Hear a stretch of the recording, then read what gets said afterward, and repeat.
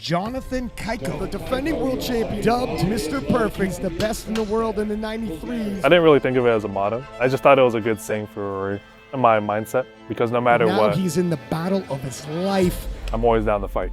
A lot of hype around this young man. Phenomenal bench press. New world record attempt. I've always been like that since I was a kid. 9 for 9 ever since 2019. See what he does. I just found that to be a really simple, straightforward way of just my mindset. Like, let's fight. Stays perfect, grabs a world record. The reason I say it so much nowadays, it means to just never quit. Whenever you're going through hard times, just things happen in life. But he's not safe. As many times as you get knocked down, just never give Cayco up. has pulled for the win previously. Even when it's the darkest, If he gets this, hardest times of your life, puts him in first place. try and catch yourself and just get up. It's all come down to And this. keep fighting. Oh! Always keep fighting. He's fighting for it! not Wow, going what there. a fight though! Oh no! And for the first time in a long time, Jonathan Cayco finally missed the lift. That third deadlift was, honestly, it was pretty devastating for me. I hadn't lost since like 2018. I've won 3 nationals in a row, back to back to back. I won Worlds 2021. So I had a lot of wins.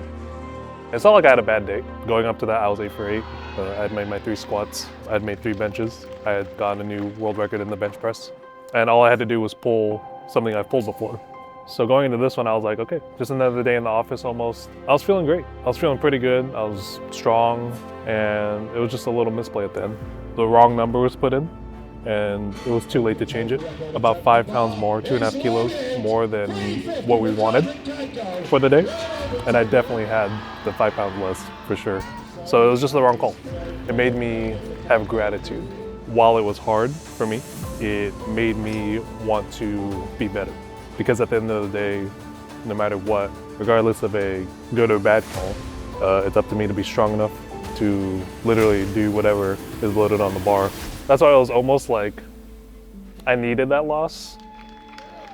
After I had lost, I was like, I know I'm way stronger than this. My past like 4 or 5 years of meets, I've always had like a bittersweet of all my totals, because I'm just like, I know I have more. This prep has probably been the most successful prep so far. I've had a clean like 9 to 10 months. Pretty much nothing, like 0 injuries, very sharp training, dialed in everything in terms of just my health, my strength, how mentally prepared I am. My physical health, my mental health is probably the best it's ever been in my life. So I finally want to put out a total that I know I'm capable of doing. And I'd like to finally break that 900 barrier, because I don't know what I could do right now, because that's like how strong I feel. I've never been like this strong at this point. Like someone's like, oh, what are you gonna do? I'm like, I don't know. In a good way, I don't know, like, because I don't know what I'll end up doing, because I feel so strong. That's why I feel very calm and confident going into this one. Losing that Worlds, I knew Sheffield possibly was out of the equation. I got 3rd place. Obviously, that's not first, not even second, And that's something I had to wait for the past like 9 months, if I got in or not. Mikey got in, Jesus got in, Delaney was already in, Amanda was in.